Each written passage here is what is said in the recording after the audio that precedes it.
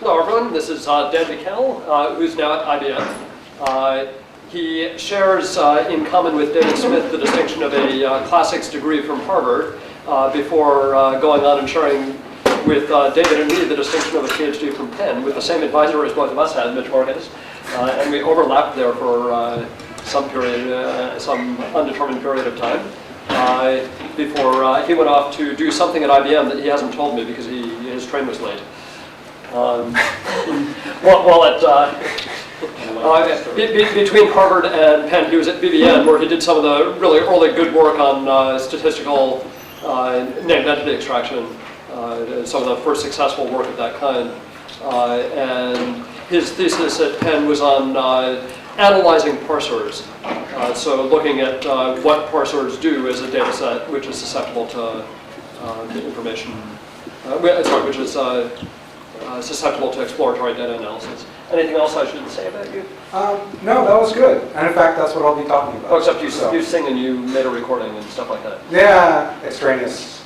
It is extraneous. We'll get to that later. But fun. Okay, yeah. Well, if your talk goes too fast, we'll make you sing at the end. That's all right. I accept the challenge. Okay. So I am going to be talking, in fact, on my work on parsing, which in fact means that I'm giving a talk that is, in some sense, a year out of date. Because this is the work I did as a grad student. I graduated a little bit more than a year ago. But let's hope it's still somehow slightly relevant. I went to great lengths, actually, to modify my earlier presentation slides, so as you can see. So I'll be speaking on the parameter space of generative lexicalized statistical parsing models, which is rather a mouthful, so you should just feel free to refer to it by its easily pronounceable acronym. Okay, so in fact, before I really begin, this is my PhD work, and for any of those in the audience who are PhD students, PhDs can sometimes seem like a bit of a slog. So, as one wise person once said, it's often better just to declare victory. Oh, this thing is working. To declare victory and just move on. Right? Theses are not they're not completed; they're abandoned.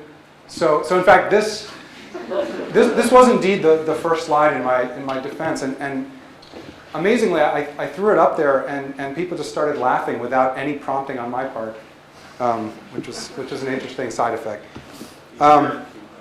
Okay, so who's this? Who is this? Who is this strange man? This large, scary, imposing man? Well, he is. Hey, go past that. His name was Per Bak, and Per Bak was a Danish physicist. He was known by other Danish physicists as the most un-Danish of Danish physicists because he was very confrontational, in your face. He was ready to challenge at a moment's notice the underpinnings of entire disciplines and fields and areas of research. He's perhaps best known for his theory of self-organized criticality. Which he had this knack for looking at various disciplines and abstracting them away to extremely simple models to varying degrees of success. And he developed this incredibly simple sand pile model as a basis for explaining many different and diverse natural phenomena, such as 1/f noise, economic fluctuations, earthquakes, biological evolution, certain aspects of language, etc. And the sand pile model, and also sand piles, was another natural phenomenon. So sand piles have this self-organizing attribute, right? You start dropping grains of sand, and they'll start to form a pile, and the pile has a kind of structure. But every so often, you'll drop a sand grain, and there'll be this tiny trickle of sand grains. Right? Or every so often you'll drop another sand grain and there'll be this huge avalanche, and the pile may completely disintegrate and lose its something inherent about its structure. So this is what it means to be at a critical state, or to have self-organized criticality. So, as a very fuzzy analogy, I would argue that parsing is, or at least was, probably still is, at a critical state. So, with parsing, we often use a large number of types of features, and when we couple those feature types with actual training data, we'll induce some very complex models of natural language syntax. And as with the sandpile, the addition of any new feature type can cause anything from one of these small trickles to a giant avalanche in terms of parsing performance. And I'm actually being intentionally ambiguous whether the performance is going to go up or down when you do this. So, in fact, this young researcher told me in an email conversation that he was no longer working on his core parsing model anymore because it has resisted all of his attempts to improve it. And that was right before he sent me a second email message. That's Gene Charniak, by the way, for those who don't know. Okay, so what's the motivation for the work I'm about to describe? So we've had great success in recent years with statistical parsing in general, and with generative models in particular. And these models, I would argue, have been poorly understood. But we do know a few things. We know, one, that dependencies and transformations, tree transformations, seem to be crucial in some way. We also know that such generative parsing models often have hundreds of thousands of parameters or estimated distributions. For the purpose of this talk, I'm actually going to use the somewhat unorthodox term or definition for parameter to be an estimated probability distribution. So actually, for the purpose of this talk, a parameter is actually a collection of probability estimates, which I know is non-standard. Okay. Vector value parameters, that's fine. Right, okay, yes, good. So we'd like to know perhaps how many of these parameters are in a model. And what are their properties? What do they look like? How do they affect parsing accuracy, let's say? We also know that a lot of statistical parsing models don't appear to contain much that's dependent on any one language. So we'd like to know how language dependent is a particular parsing model, for example. Right? It's a natural question. So I would argue that what we need to do is model analysis, to view a model as data. And the goal here is to understand the dominant class of, what is still the dominant class of parsing models. And I did this by first doing a macro analysis, the identification of a language-independent core and a language-dependent periphery. And I designed a parsing engine to exploit this type of deconstruction. And a more detailed analysis, looking at the effects of smoothing and dependencies in the meta-parameter space, which I'll talk about more. And even drilling down to the effects of individual parameters and having a way of talking about them that can characterize these things. What is the synonym for drilling down? I keep hearing this drilling business in the last month. Getting more specific. I don't think that there's an actual lexical item that, and that's probably why it's been so voraciously co-opted from business speak, which I think is where it originated. Elaborating? Yeah. Let's share some of the same components. Salim said drilling down. Maybe I get it from him. I've been infected. Okay, so you can take narrow and broad views of this sort of work. The narrow view is that we'd like to have a more thorough understanding of top-performing generative parsing models. What are they learning? Can they learn more? Why do they work as well as they do? The broader view is that knowing the strengths and limitations of current models will point the way toward, at least we hope, better modeling techniques, additional features, and richer representations to model. And along the way, I'm going to counter a couple of views that prevailed for quite some time about lexicalized generative parsing models. So there was a prevailing view, either explicit or implicit, that a generative lexicalized statistical parsing model was somehow defined by the maximal contexts of its conditional probabilities. like you talk about the model as, oh, this is generated conditioning on all of this information. Oh, and by the way, there's this smoothing thing, which makes a lot of zeros go away. But in fact, I'm going to show that smoothing is an integral part. I know I'm kind of preaching to the choir on this one, but it's an integral part of how the model works, and we must understand smoothing in order to understand the model as a whole.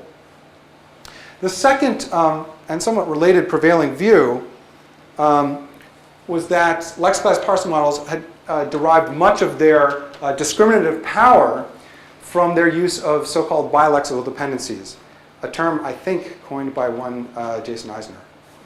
My proudest achievement, and now you're going to reduce all the dust. Well, the dependencies are still there. So anyway, this was actually thrown into some doubt with the work of Dan Gilday back in 2001.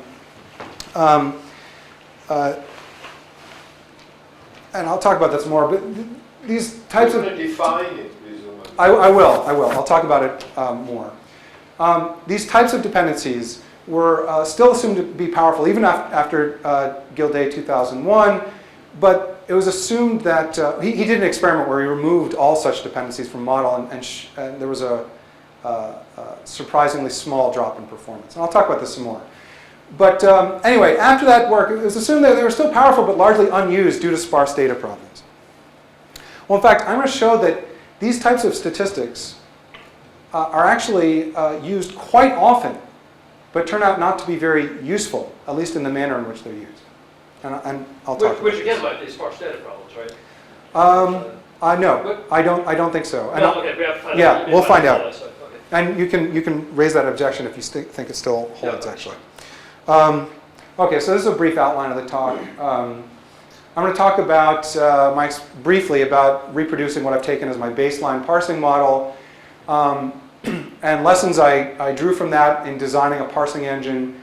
I'll briefly talk about parsing in multiple languages, abstracting away from the language little bit that's language dependent. And then I'll get into the meat of things. I'll talk about independence assumptions, back off, and this meta parameter space, and I'm going to define that term a little better. And then we're going to drill down and do some distributional analysis. And I don't know if these outlines really serve a good purpose. But anyway, that's where we're going. So let's look at the baseline model. For this work, I took as my baseline model Michael Collins' thesis parsing model. It was a generative model in contrast to some of the work, the parsers that came before it. It assumes there's an underlying lexicalized PCFG that has rules of this form. Now this is your kind of like your run-of-the-mill CFG production, right? The non-terminals on the right-hand side look kind of funny. And in fact, it's not a run-of-the-mill production. I lied. It's actually these, for the time being, these capital letters represent fully lexicalized non-terminals, right? So each one of them has a head word that it dominates associated with it, and it's part of speech tag. Now, when you do something like lexicalization, right, Collins observed that of course, when you transform a grammar in this way, and you try and estimate a PCFG in the standard manner, you'll have hopeless sparse data issues.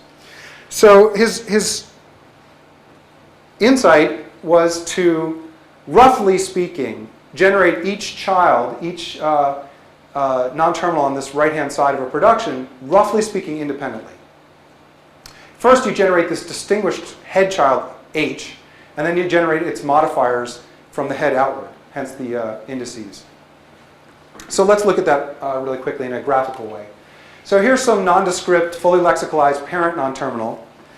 And we'll generate a head child. And by the way, what you're seeing here is actually the generative process, and we're using the chain rule at every step. So whenever you see something appear, it's, at least when you see something appear that's not grayed out, it's generated conditioning on everything that came before. So in fact, let's gray out some stuff.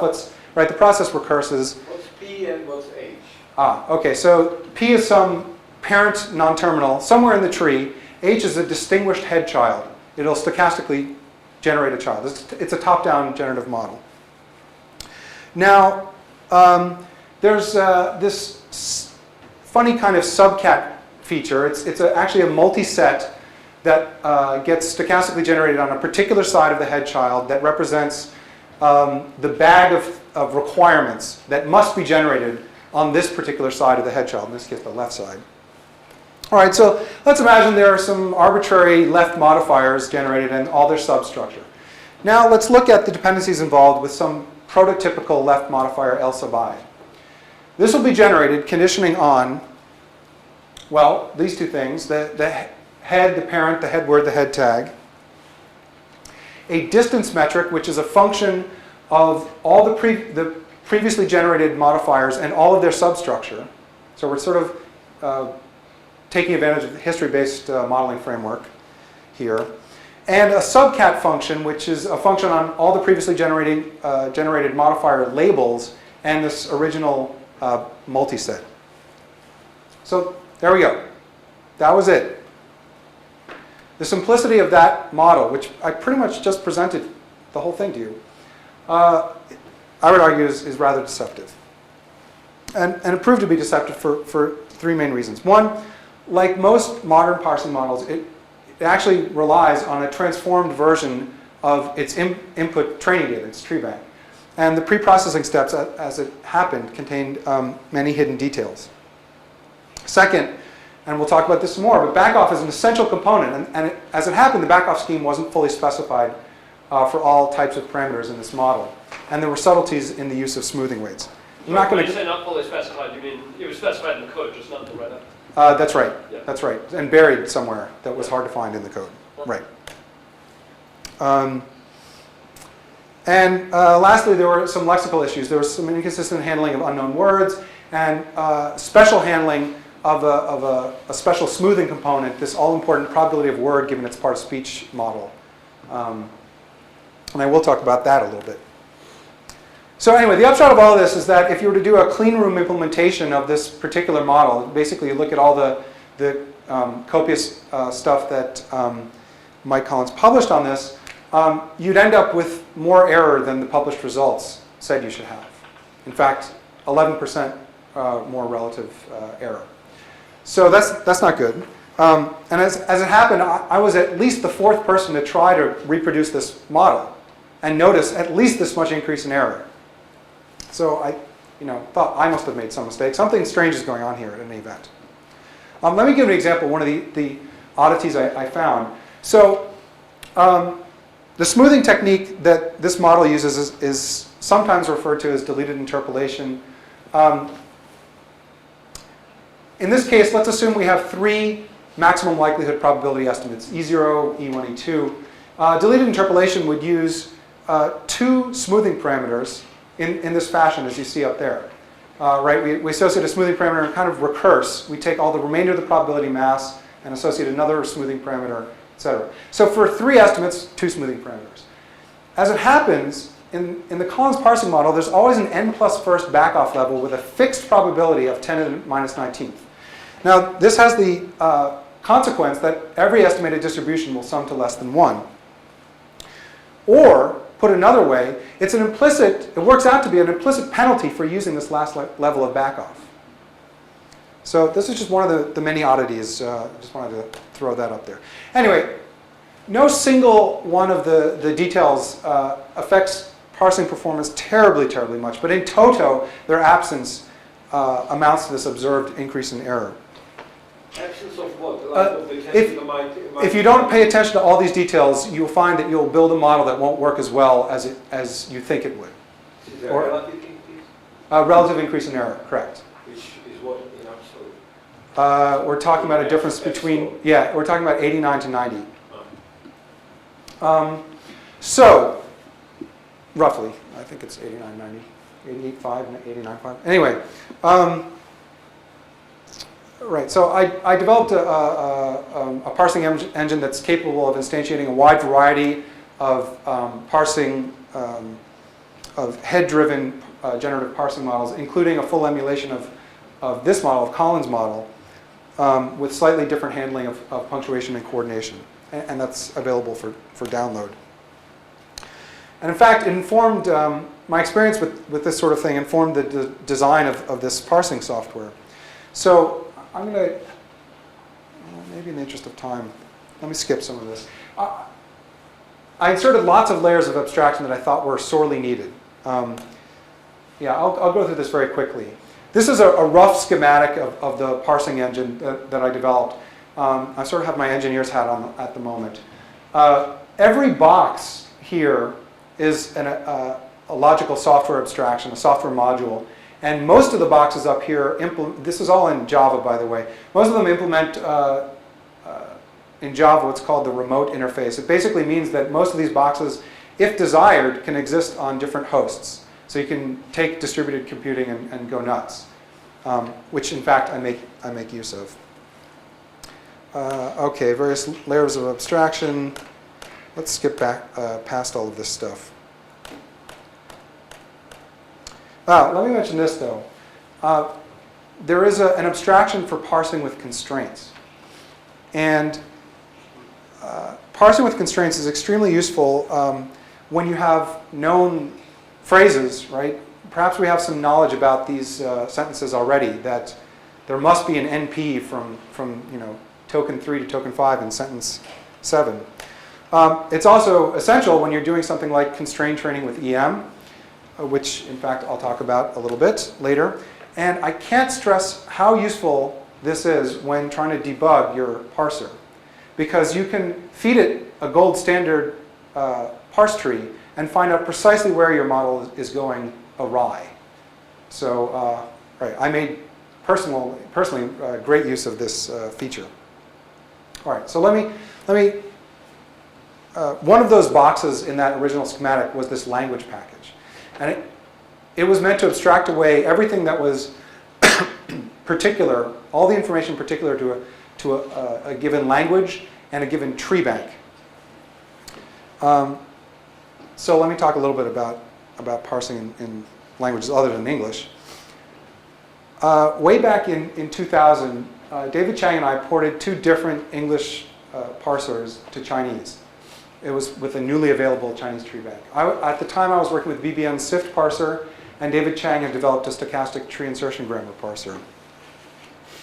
The main language-specific resource that we needed was a head-finding table, because these were both models that relied on head-finding heuristics. And we used one that had been developed by Fei Xia, who was at Penn at the time.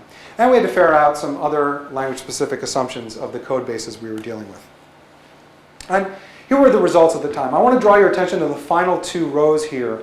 We created a small version of the canonical English training and test set, which we call WSJ small, that was identical in size to the Chinese training and test split.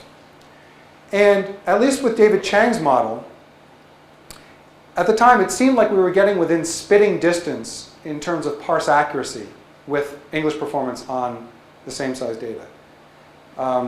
Well, it depends on how far you can spit, but still, this looked pretty decent right out of the box. After we were done congratulating ourselves, we did do some error analysis, and it revealed 2 main sources of error. One, Chinese, or at least the Chinese tree bank, had a lot of NP parataxis. That is, noun phrases that were directly abutting with no intervening material, such as conjunction, let's say. This means that the parser could go haywire, hypothesizing structure. You mean a syndeton? It's actually, parataxis is different from a syndeton. Because they're actually... A syndeton is an instance of parataxis, right? But we will debate the Greek later. It also, coordination is always difficult when parsing, and Chinese, at least the way it was being annotated relative to English, had a far larger number of coordinated phrases. Levy and Manning noticed these NP problems in others. They found that there was a lot of NP modifier head ambiguity, and that there was a large degree of VP flatness relative to English that could cause parsers consternation. They devised at the time some transformations and detransformations, following in the footsteps of Mark Johnson. Improved the accuracy of their factored model, what they call the factored model, but I don't know. At the time, their results were still below the state of the art, so I didn't know exactly what conclusions to draw. In any event, with this software that I completely skipped over, my original design goal was that given a tree bank and some head finding rules, I'd be able to, I or someone would be able to develop a language package, this abstracted software module, in about 2 weeks. Happily, with Chinese, it took me anyway about a day and a half. And these were, these still are actually I think these are my current Chinese parsing results. Yeah, they've released 3 versions of the Chinese tree bank, each time adding more data. Actually, performance went down for the 4th release, Tree Bank 4.0, Chinese Tree Bank 4.0. And this is because they started adding a slew of different sources. So there's a large variability in the domain. With 3.0, it was almost all Xinhua Newswire, I believe. I see. So both training and test were mixed domain. Yes, right. Now, Oh, so these are not in the same test set, Exactly. numbers that you gave us. that's right. Sadly so. So it's actually hard to compare. Wait, is that true? Let me Yes, think the about test that. set data size has changed. Yep. So it definitely is true. That's right. Right. So, yeah, let me briefly mention parsing in a couple other languages. So, I had developed a language package for Arabic to help the Arabic tree bankers actually bootstrap annotating their corpus. And somewhat more obscurely, in a joint work with Tony Kroc at Penn, a language package to parse classical Portuguese for a tree banking project in Brazil. And there have been a couple other extensions. The whole idea was to make this extensible, so anyone could write one of these. Jinho Choi, who was a master's student at Penn, developed a language package for Korean. Abhishek Arun of Edinburgh developed one for French. So I encourage people to go out there and parse in whatever tree bank you have handy. Now, there were some interesting issues that came up when moving from English to these other languages. And most of them revolved around estimating the probability of a word given as part of speech, a pretty basic thing, actually.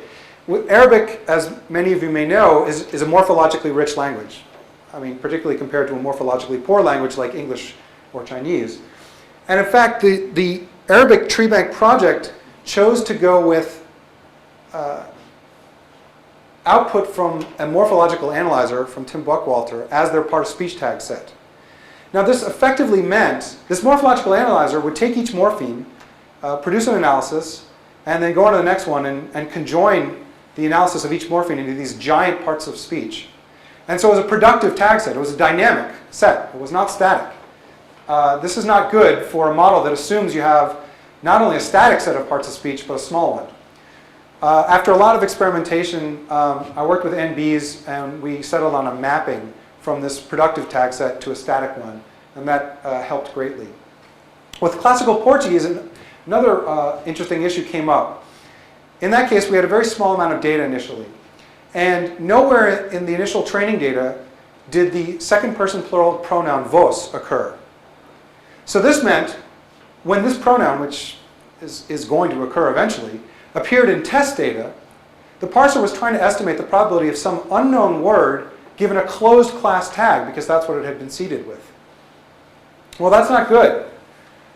You've never seen this in training, an unknown word given a closed class tag. So the solution is as follows. Tony Kroc observed that it's a reasonable assumption that all words from the same closed class have identical syntactic distributions.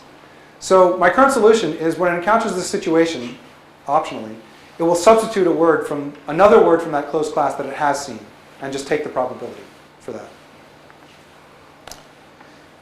Okay, so yeah, it's actually kind of necessary. Okay, so now let's get to the more nitty-gritty. That was deconstructing a model, looking at sort of core and periphery, but there's some more interesting fish to fry. So each parameter class in a parsing model it's a meta-parameter, in the sense that actual parameters are only instantiated when you train the model, right? We define parameter types or parameter classes. So for example, you may have the intuition that that this distinguished head-child H should be generated conditioning on the parent, the head word, and the head tag. And that might induce some actual parameter when you train up a model on English.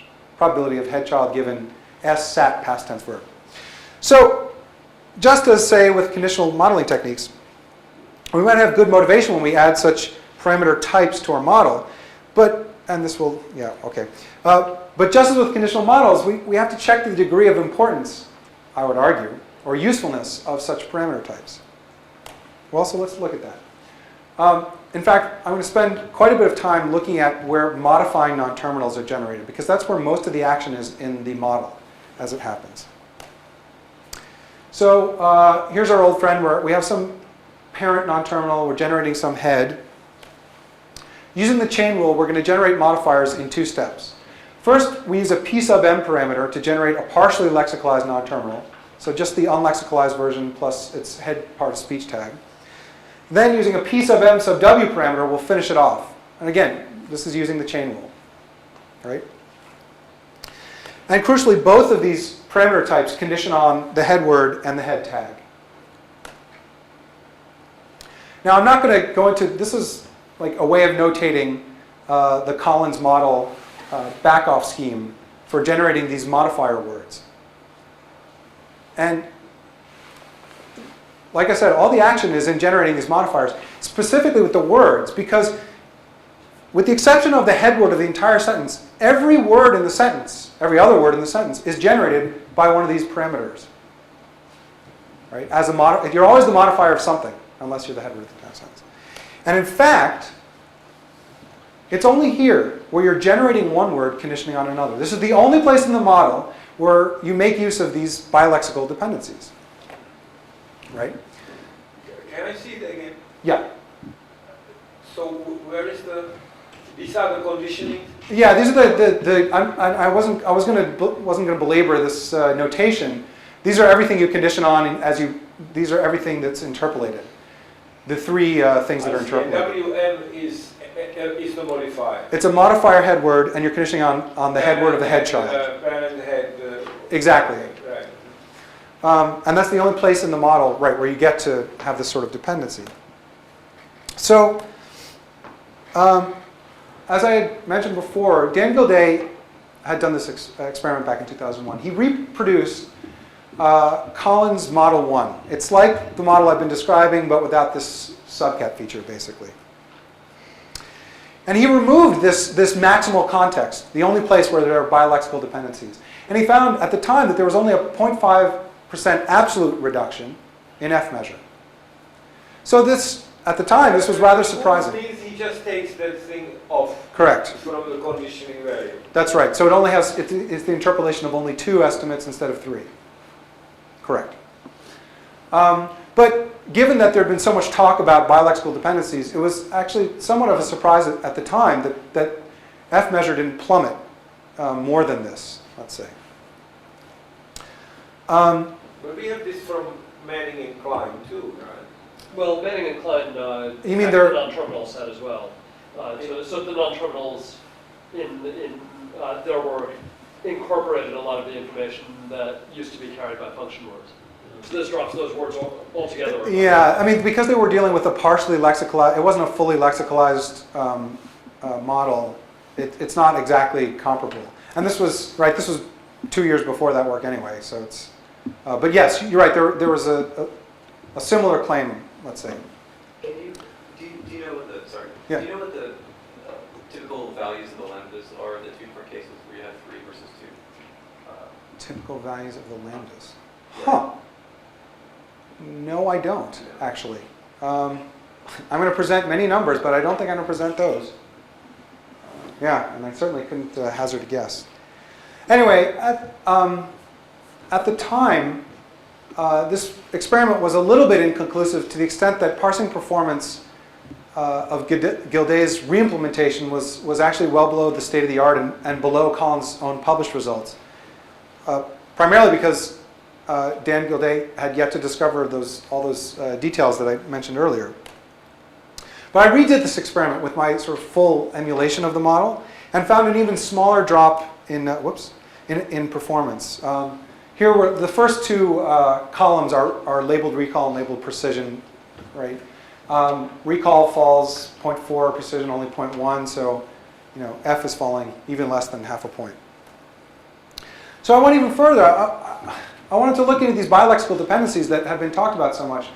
I looked at the number of times that the decoder, as it's parsing test data, when it requests one of these smooth probabilities from the probability database, how often does it get one back that makes use of this maximal context, right? That's been seen in training.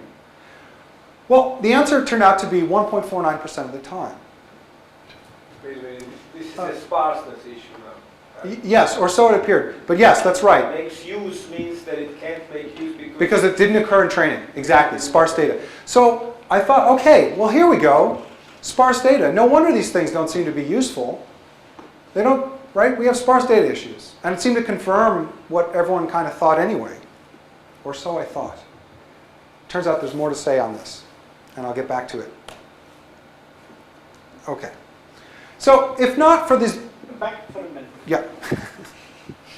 I will talk more about this actually. 1.5% of the time that the decoder wanted to know It- the probability when it was putting things on the chart, right? Correct. What if I asked you what fraction of the final... Yeah, that's what's coming later. Right. You've appropriately anticipated the next part. But it's actually not the next part, but it is coming. So you're looking at a really bad parse hypothesis. Right, in fact. Or, well, you're looking at all parsing hypotheses explored. Correct. Sorry, one other question. Yeah. Maybe this is an appropriate time to throw in. What monolexical probabilities are still considered by the model? I'm sorry, say that last bit again? What monolexical probabilities are still considered by the model? So you talked about back-off levels for one probability distribution. Are you still looking at lexically specific subcat frames? Yes, that part I did not remove. And so I didn't, that 1.49% was only the word generation parameters. It didn't include being lexically sensitive to head words when generating these subcats. Right. That's right. So So that's a different, it's a different experiment, but yes, one worth okay, looking so there's still some lexicalization. And the Right, other it's not, I don't want to call it an unlexicalized model. That's Sure, right. I mean, you still need to know heads is the point, which slows Correct. you down. And the other reason you need to know heads is for the distance measure, which is the number of commas and verbs and stuff that are crossed going between two heads. So you still Correct. need to know their positions. Correct. Right. That's right. And so, okay. Right. Anyway, at the time, right, I did this cheap initial experiment and thought, well, all right, maybe it is sparse data, but let's leave that aside for the time being. Maybe it's not bilexical statistics that are the sine qua non for such parsing models. Maybe it's these heads. Maybe it's the head finding heuristics in some way. Well, not exactly. Not at least not to the extent that I thought they would be, or that David Chang thought they would be. Back in 2002, we did a couple of experiments, and we found that two different parsing models, generative lexicalized parsing models, performed remarkably well, even when we used these incredibly simple head finding rules, which were of the form, if the parent is X, take the leftmost child as the head of the production, or the rightmost child. Basically, akin to sort of headedness parameters that linguists tend to talk about. Okay, so here's the drop in performance. Now, I don't want to argue, this was actually a statistically significant drop in performance. But even with such incredibly simple head finding rules, it didn't fall to pieces either. So this was just a bit of a surprise. And so it warranted a little more investigation. At least I thought so. I mean, I'm a parsing weenie, or at least I became one. And so I wanted to find out what was going on with this sort of thing. So I did a slew of dependency removal experiments. Removing, for both these modifier generation parameter types, removing dependence on the head child's head word and part of speech. So just to remind you, P sub m, that's where you're generating the partially lexicalized modifier, P sub m sub w, where you're generating its head word using the chain rule. So the first two rows here are that bigrams removal experiment. Right, you see the rather small drop in performance. What if you remove all dependence on the head word? All right, well, performance drops quite a bit more. But now what if we remove even more from the word generation class, but reinsert dependence on the head word in this P sub m parameter class? Well, performance shoots back up quite a bit. Quite a bit, not all the way up. So something's going on here. In fact, I would argue at this point, well, it seems like it's not quite bilexical dependencies that are the truly crucial bit for these models.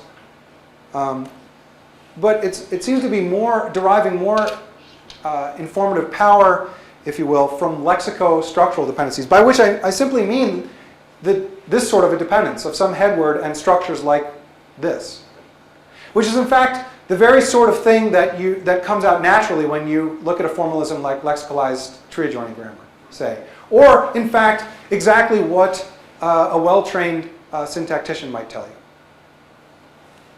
What would he tell me with that thing? Where would that well-trained syntactician be trained? What would he tell me? That well-trained syntactician in one of the many fine institutions that train such people, he might tell you that of course there are these lexico-structural dependencies. Yeah. And that these are the crucial ones to focus on, not necessarily, you shouldn't, right, these are the first thing to look at if you're looking for discriminative power in some parsing model, let's say. What do they know? Right, it's a good and valid question. One which I'm not going to attempt to answer. Because No, but I'm actually serious. They don't know anything, right, on this question, because... on this question of only, you're right. May I just... Oh, sure. Yeah, because only if you use computers and put in definite rules which you can't break, can you do research on this question. Indeed. So unless the well-trained linguists have done that... Right. And so, in fact, I was referring to the smaller class of linguists that, in fact, use corpus-based methods. But still, they've got to do it with computers. Yes. You can't just Yes, look at I am something. referring to the smaller class, even smaller class that use corpus-based methods and computers. Does this go down to one person? Anyway. All right. But there is such a class, I would argue. Oh, yeah. Yeah. But they're not Could you name numerous. that person, actually? Could I name a person? Yeah. Would it be impolitic for me to name a person? No. Okay. No. Okay, yeah, so you'd like to honor know. him if you- Okay, yes, Professor Tony Kroc, in fact, is one such person who does, in fact, very good work in historical linguistics by making use of whatever technology he can get his hands on and looking at corpus-based statistics. And in fact, and what he does sort of permeates some of his colleagues. Okay, so let's look a little more at head lexicalization. It performs two functions. One, it associates a word with every non-terminal, that's lexicalization. Second, it implicitly defines, for a head-driven model, defines a derivation order, and therefore implicitly defines dependencies that will get used in the model. Now, like I mentioned, and like many of us know, head lexicalization is traditionally performed via heuristics. But it's not the only such node transformation performed via heuristics. For example, in the Collins model, argument non-terminals are, there are rules for finding these, and you relabel them by appending a -a to them. Also, sentences that don't have subjects are relabeled from S to SG to capture the gerund nature of some of them. Now, there are problems with heuristics. They're handwritten, which means that it's quite possible. Hey, there we go. It's quite possible that they might not be optimal or robust, that it might take a lot of effort to write them, and they're counter to the idea of a data-driven approach. And yet,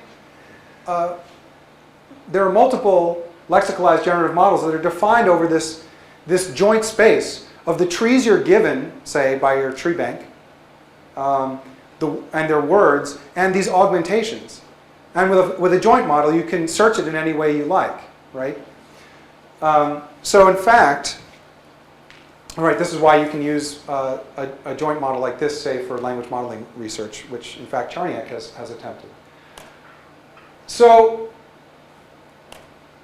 I did some work back in 2002 with David Chang to try to alleviate some of the problems associated with heuristics. One was a new syntax for writing them. I'm not going to talk about that. The second was using the inside-outside algorithm, or EM, to re-estimate a model in this joint space, treating the unaugmented data as the observed data, right? We always have a observed, unobserved split here. And we have a model defined over the whole space. And this is really the same idea as constrained training as employed by Black et al. In 92 and Pereira and Chavez in 92.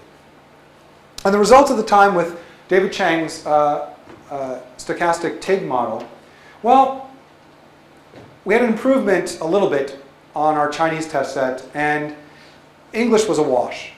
Didn't seem to help at all. Right? The idea, I should point out, this is to let the model wander in the space of possible augmentations, the space defined initially by heuristics. So first you augment the data as normal, and then do EM. Now, we attributed our lackluster results at this time to the fact that the EM method that we employed had some issues, had some problems. So one, this isn't one of the problems, but smoothing intentionally doesn't maximize the likelihood of your training. Right? Its job is to rob probability mass and smooth things out a bit. We chose to recompute smoothing parameters at each iteration.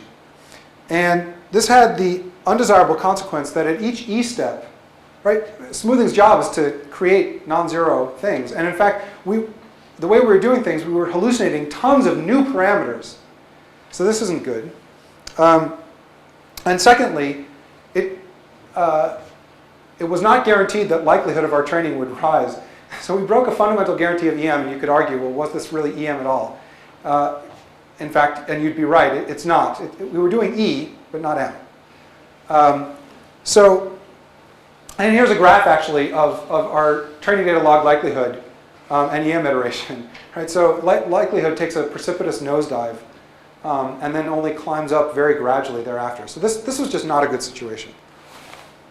So I developed yes? I wanted to ask you, you said you retrained the smoothing parameters in each iteration. You were using a development set to do that? No, and it's because we were using, we stuck with the same smoothing technique that normally relies on integral counts. So this is modified Witten-Bell. And so you read that directly off of your training events. Right, and that's part of the issue here. here. In so what you're doing is it's not EM, but it's EM with some kind of a prior, so it's some kind of maximum a posteriori technique. Yes, yes. Which is still okay. But it's still moderately okay. I mean, the fact that things were blowing up was horrendous, actually. You mean that the grammar became dense? Yes. Was horrendous? Yes. And in fact, it meant that in order to keep things tractable, we had to throw things below a certain count threshold away. So it's as though we were leaking probability mass. Anyway, so I continued this work, and it was a very straightforward solution, which was to assume that the smoothing parameters were good enough the way they're trained initially, and just keep them there. So they become observed data at that point. Right? So in other words, everything that was zero probability before remains zero when you're re-estimating.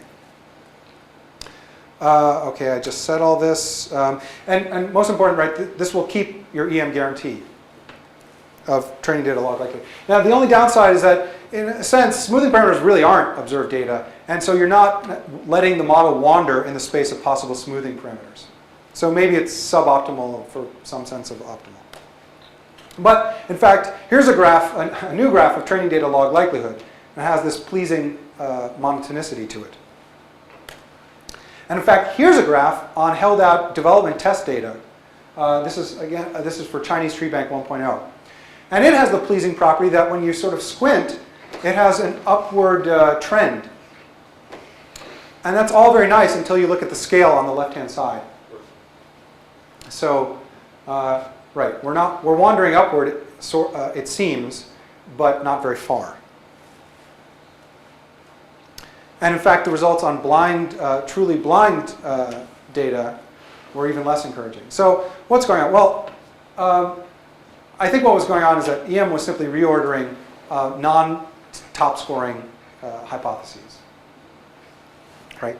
Now, I would argue maybe this is still encouraging because if you're doing k-best re-ranking, it still may be the case that better parses are bubbling towards the top. But that's an issue for further research. Okay, So now let's look even further, right? We've looked at sort of certain sort of dependencies and this meta-parameter space, right? Parameter classes. But what about the actual parameters themselves and some statistics relating to these parameters? Well, all right, let's first look at some numbers. The standard English training corpus consists of 950,000 word tokens and a little more than 900,000 brackets. And as it happens in my software engine's emulation of Collins Model 2, there are almost 728,000 estimated probability distributions. Although with the caveat that 400,000 of these are singletons, meaning that their history context occurred only once. Okay. But anyway, from this sort of very thin vantage point, the model begins to look nearly as complex as the data on which it's trained. I don't know what 727,000 means.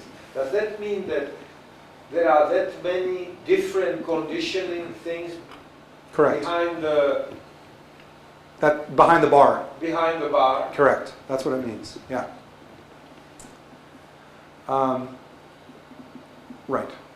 So why yeah. is it bad for the model to be as complex as the data? That's what you would get in a nearest neighbor approach, or memory-based learning, or SVMs with a sufficiently complicated kernel. Right. It's not inherently bad.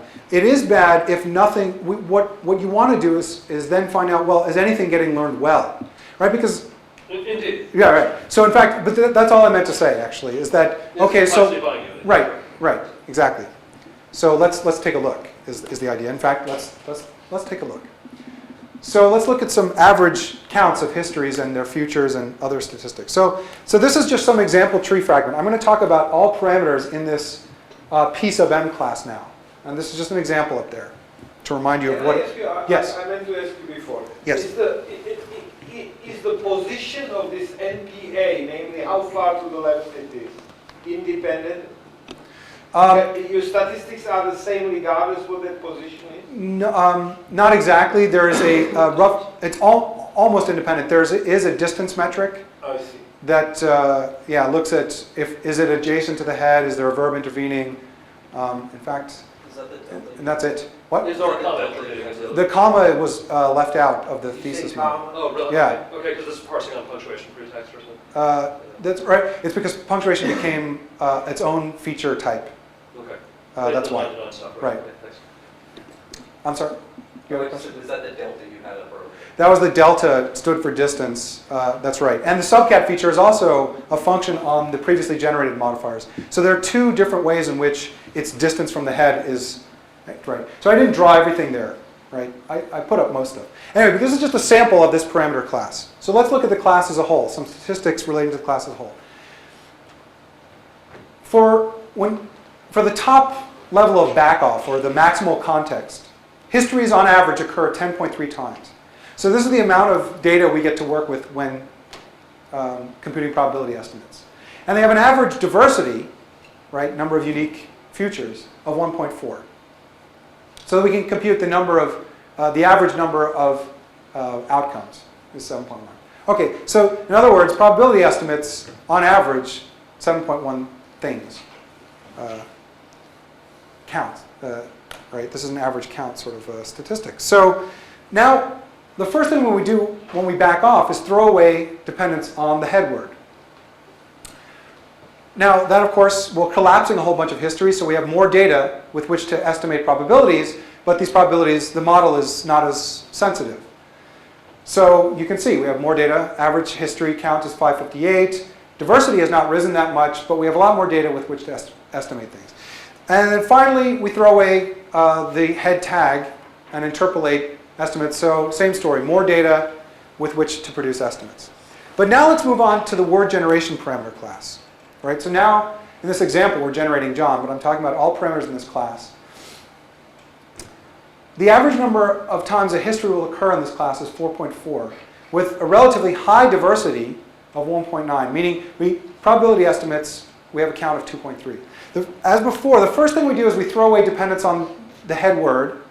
So as before. We have more data with which to estimate probabilities. The last level of backoff, we throw away almost everything, and we just say, oh, I interpolate in the probability of the word given its part of speech. So now we have tons of data, but of course it's a much, much cruder model of generating this word in its context. Okay. Well, so with a model like as complex as this, and there are many such natural language models that are this complex, I think it warrants doing some kind of exploratory data analysis. So let's look at a frequent word generation parameter. Let's look at this one. I've drawn it graphically, but basically this particular parameter, we're trying to generate some common noun object of the preposition with. Now, I put this up briefly. This is the cumulative density function, just to show you that it's in classic natural language fashion. You go to only the 1600th thing out of almost 3,500, and you get to 95% of the probability mass. Oh, I'm sorry, Yeah. I don't know what the hell this is. Just please explain. Okay, sure. What is this again? So we have Is it a. a rank of what? Oh, I'm sorry. Yeah. So these are all of the. They're a whole. There's a vocabulary of items that can appear in where the ellipsis is. Yes. For this, right to the right of the vertical, to the left of the vertical bar. In other words, the head of the object of with. Exactly. And so we can rank them by how likely they are, and then plot a cumulative density function. And the point is, we only have to go through half the vocabulary before we reach 95% of it. In other words, a big, long tail, right, in classic natural language situation, right? That's really all I wanted to say. But let's actually, so in fact, we have a set of words that we're trying to generate in this context. And words are, this is a categorical variable. Words do not have a natural ordering. They don't have, in other words, a random variable. It's not a random variable because it's a categorical one. Random variables necessarily associate, right, a numerical quantity. But we can synthesize one. So in fact, on the vertical, I have two scatter plots here, right? On the horizontal axis is just the raw frequency of that word in the training data, right? So it's a way of associating a number, and somewhat meaningful number, with that word. On the vertical axis is its smoothed probability estimate in this context. Now, there are two scatter plots. The one on the left is the normal one that the model would use, using all three back-off levels, interpolating all three. The one on the right is that basically from that bigrams removal experiment, where it's only two things getting interpolated, neither of which includes dependence on the head word. So I want to point out a couple of things. One, you notice these little divots here. This is actually, it's kind of cool. Well, kind of cool if you're a parsing weenie like me. But this is a visual indication of the breaks in the back-off levels, in the things that are getting interpolated. And in fact, I can roughly try to encircle, there's some overlap here, the probability of word given tag dots. Okay? And you'll notice here there's this protuberance, this tumescence, this proboscis that is not apparent in this scatter plot. And that's it. That's the bilexical statistics right there for this parameter, for this particular parameter. And finally, one last thing, and this will all, I promise I'll pull this all together. But these graphs, at least to a first approximation, I mean, this is sort of the first step of EDA. It's like, let's look at these. Well, they look, to a first approximation, rather similar. The one on the right seems a little bit like a squashed, slightly squashed version on the one on the left. I don't want to get so technical as to say that there is a smaller variance on the one on the right, but in fact there is a smaller variance. So, all right. So we've done some EDA. Now, a good measure of a parameter's efficacy, discriminative efficacy, I would argue is entropy. It gives us a handle on what's being learned most and least well. And understanding what's learned most well sheds some light on the types of features that are most efficacious, pointing the way towards, hopefully, towards new features of that type. And understanding what is learned least well defines the space in which to look for those new features.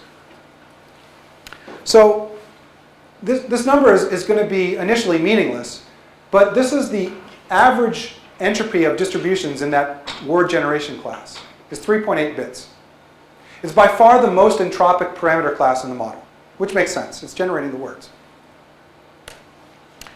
Now, we can actually, right, there are a whole bunch of parameters in this class. So we can do kind of a meta distribution of entropies of distributions in this class. And to me, this was just surprisingly linear. And I actually have no good explanation for why that might be. But I do want to point out that there are a large number of parameters with very low entropy and a large number with very high entropy. So in fact, we should look at those in some way. In fact, this happens to be the most entropic parameter in the model, with an entropy of 9.141 bits. And I would argue in some small way, this value not only confirms but quantifies the need for more context, which we all know needs to be had in PP when making PP attachment decisions. And it informed Collins' parse tree re-ranking work. Well, it goes back farther than that, too. Oh, like Collins, his original PP Brooks attachment paper. work, yeah. Right. Which I think convinced a lot of people of the need for bilexical dependencies. It wasn't the first time that stuff was used, but Sure, right.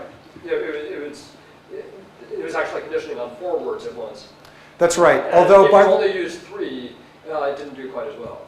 No, although I worked out in talking about? Collins and Brooks 95 was a PP attachment exercise where they took quadruples, verb, object, preposition, object, and classified whether the attachment was low or high. And he used Yes. yeah, okay. So anyway, there's actually some odd subtleties in the way smoothing works with that model too, but we can talk about that some more. So anyway, but what I do want to point out is that in fact, of the top 50 most entropic distributions, 25 of them involve the configuration of generating the common noun object to some preposition or other. So this is sort of a systemic class of highly entropic distributions in the model. And somewhat disturbingly, these are the most frequent contexts encountered in parse trees. So let's do kind of a simple experiment. Let's assume that each word generation decision is roughly is independent. So the total entropy, word generation entropy of the corpus with respect to the model is simply the sum of the entropy of each distribution times its frequency in the corpus. Now, as it happens, the total entropy for the standard English corpus is around 3.9 million bits. If you exclude base noun phrases, which in this model, and I haven't gone into base noun phrases, but they're their own kettle of fish. Kettle of fish? It's 2.7 million bits. Now, if you look at the entropy of the words in this type of configuration, it amounts to 618,000 bits, or 15.8% of the total entropy, or 23% of the non-base noun phrase total word generation model entropy of the corpus. So, all right, this is yet another way of looking at that. High entropy at this PP level is only going to make things worse when moving bottom up, if you're decoding bottom up, at resolving attachment decisions. And we can actually split things out by triple. And there you see at the very left-hand column is this PP case. Let me move past this. I have to get through a few more slides now. So, okay. Quickly, the low entropy distribution, there are tens of thousands of extremely low entropy distributions in this word generation class. They tend to be associated with low entropy part of speech tags, no surprise there, determiners, conjunctions, what have you. And it sounds like a bad horror movie, but children of S bar. So, in fact, I noticed that many distributions had identical entropies. And this suggested to me that, right, so almost half, it seemed, had the same entropy. This indicated to me that there were some parameters that were very much candidates for removal from the model. All right, let me get back to your question on bilexical dependencies. So, all right, that number that I had before, 1.49% of the time the decoder requests a word generation statistic, does it get back one that makes use of the full context with the head word? All right, and at the time, I was like, oh, well, it must be that we have a sparse data issue here. But as the audience noticed, right, the parser pursues many incorrect hypotheses. So the right question to ask is really not how often can the decoder use a bigram probability on average, but how often does it get one when it's pursuing its top scoring theory? Well, in fact, they are used quite often, and this was easy to find the answer to. I just fed the parser its own trees and then looked for the same statistics again. It's not the only way to find out that answer. It turns out the percentage of the time the parser made use of bigram statistics when pursuing its top scoring hypothesis shot up to 28.8% of the time. So it's actually, that's fairly frequently that it's getting the context it wants, at least when it's working on that top scoring theory. But you still can't deny that when you remove these, this top level of context, parsing performance doesn't go down too much. So what's going on here? Well, our EDA from before suggests an answer. Namely, our exploratory data analysis. It's the term, okay. So that the distributions that include the head word are so similar to the ones that don't as to make almost no difference. Well, we can measure that. Let's look at distributional similarity. So one such measure is the Jensen-Shannon divergence. And it's basically the average of the KL divergence between each of two distributions and some average distribution. And the average is just that. It's half of P plus Q defined. It has the nice property. It's defined everywhere the distributions P and Q are. And an interpretation of this due to Slonim et al. Is that it's related to the log likelihood that two sample distributions originate by the most likely common source. Sort of related to the what's called the two-sample problem in statistics. Well, in our case, in this particular case, we're talking about smoothing, and we have prior knowledge about the distributions.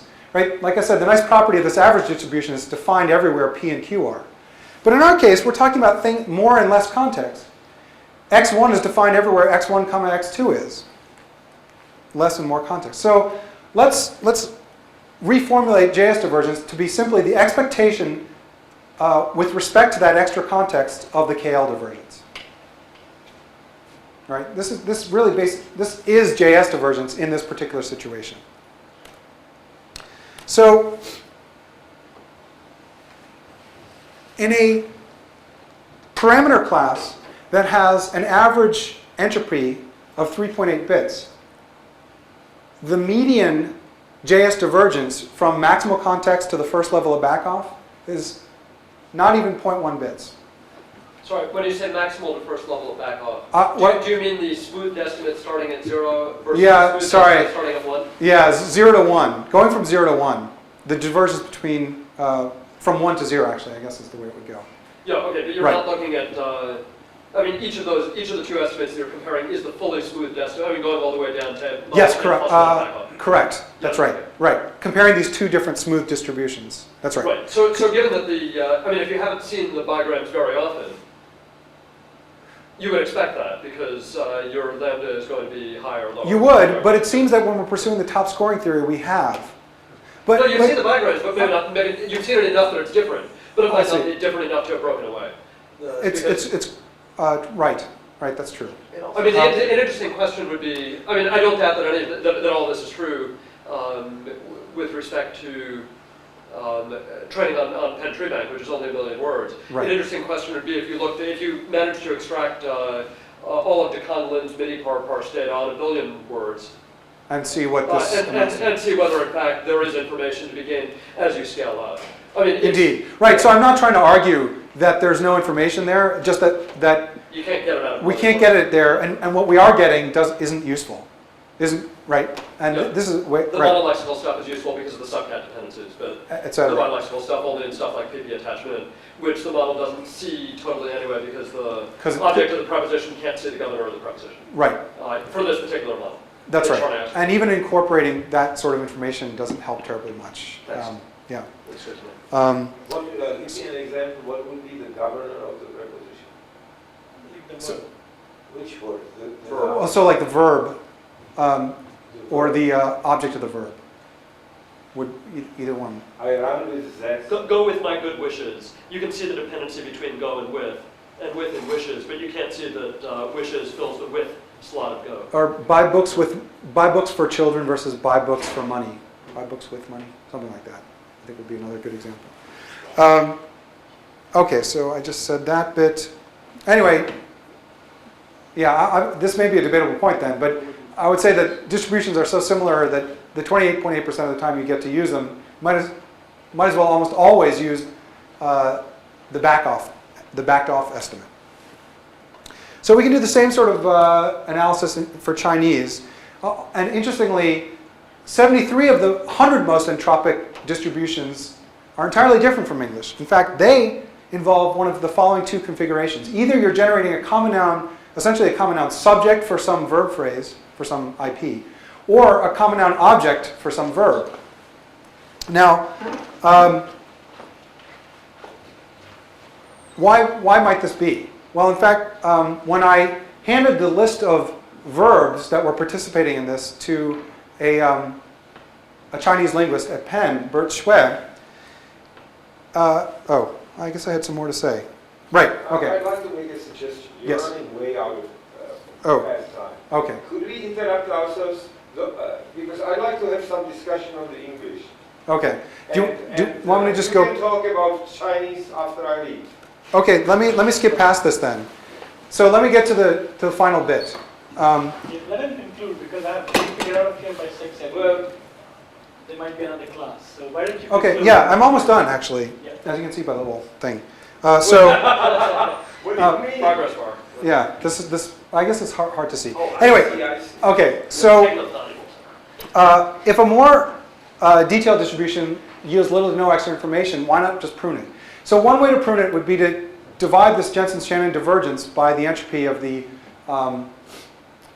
more detailed distribution. And I can talk about why I do that, but I'm not going to talk about it right now.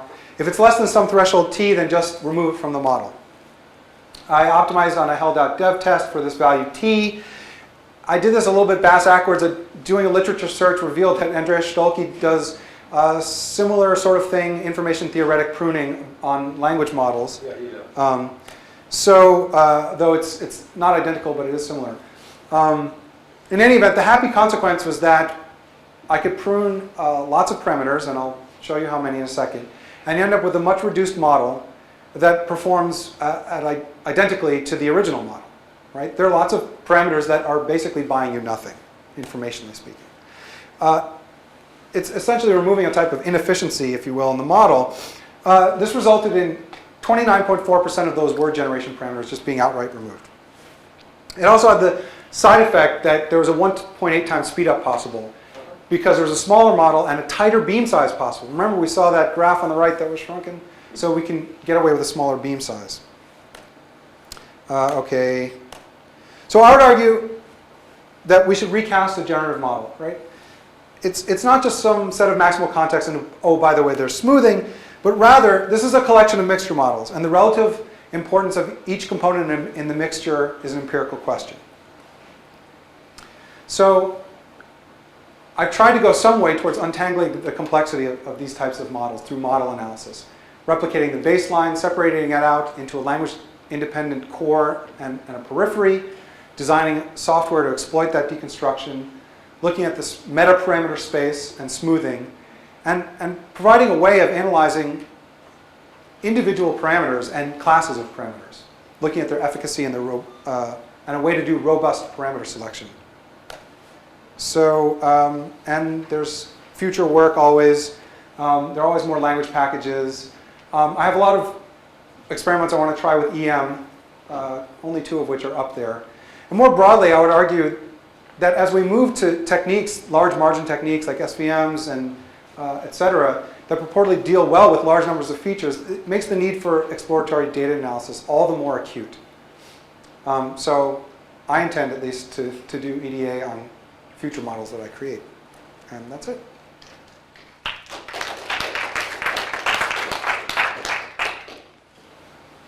Well, isn't the problem characterized by Chinese that no matter what you do, you're not able to push it up significantly?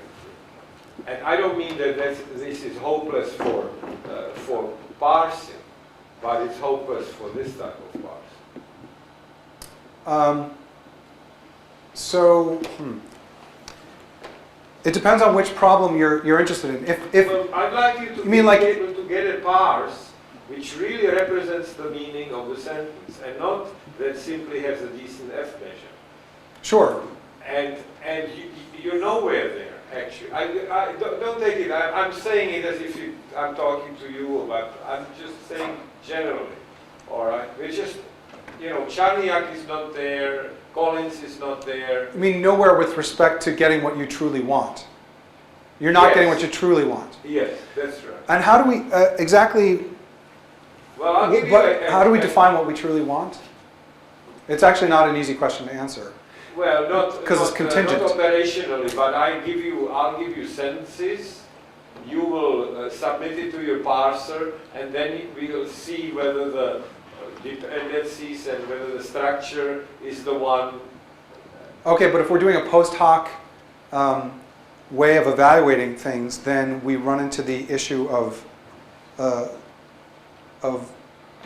bias and replicability of experiments. I mean, it's right. It's the inherent. That's the way that the initial work in most problems proceeds that way, because you have to start from somewhere. But I would hope that we've gotten to the point where we can at least try to define various versions of the truth that we're interested in, and then measure. So define them a priori and then measure, as opposed to a post hoc way of measuring accuracy. I don't know quite what you mean by post hoc. I mean, obviously, if we look at the method of having a tree bank and having parses that are a priori, and then comparing the parses that you produce with the parses that were already the gold parses, is a good measure, provided you don't simply measure brackets. Oh, I see. You're just complaining that the metric is horribly weak, which I would wholeheartedly agree with. And even in this weak metric, we get weak results. Right, because we're messing up, 10% of the time, which is quite often. Right. Given that, the average. Given that weak metric.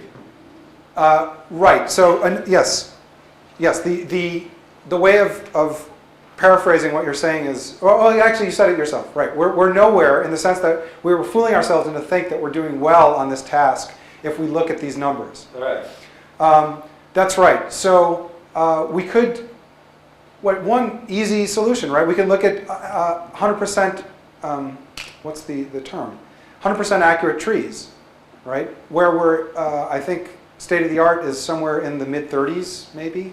Yeah. Something like that. Sentence level accuracy. Yes. Loss. Sentence level. Right. Thank you. So that's one. That's certainly one decent way of remedying the situation. I know, but wouldn't you then say, since we are at 30%, that some radical departure from this methodology will have to be found? I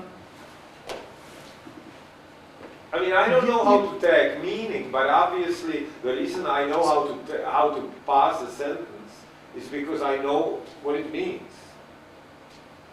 I guess what you're attacking is this idea that somehow by getting the components of this tree right, I'll eventually get the tree right. You're saying that that's the wrong idea, because all these models are going after the components. Right. Although they're going with very. Let me build this little piece right, and let me build that other little piece right. Well, but they're doing the global optimization.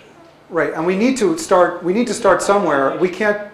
So we could. Right, we could train on whole tree structures, but that's clearly inappropriate and doesn't abstract away. I don't know what to do. I know that for instance, this lexical something, right? I mean, obviously, when I try to parse a sentence, I take into account all of the words, essentially.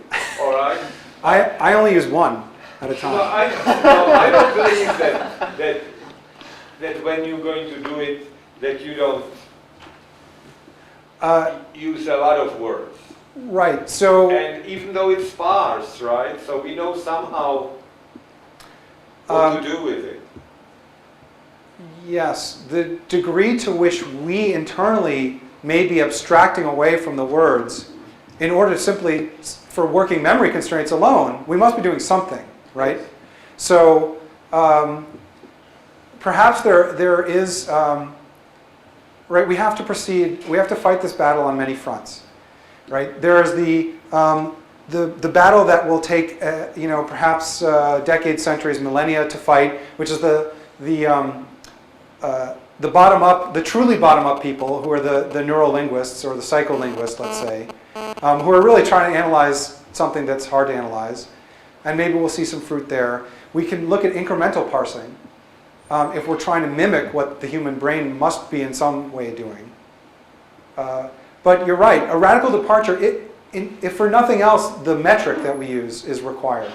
And yeah, these results, and any results will, yes, argue for that. I couldn't agree more with that, certainly. There are other questions?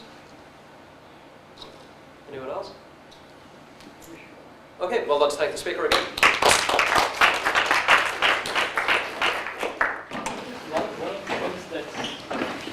We got to get on the road. Let's talk while we're... We started this. I'm well aware of your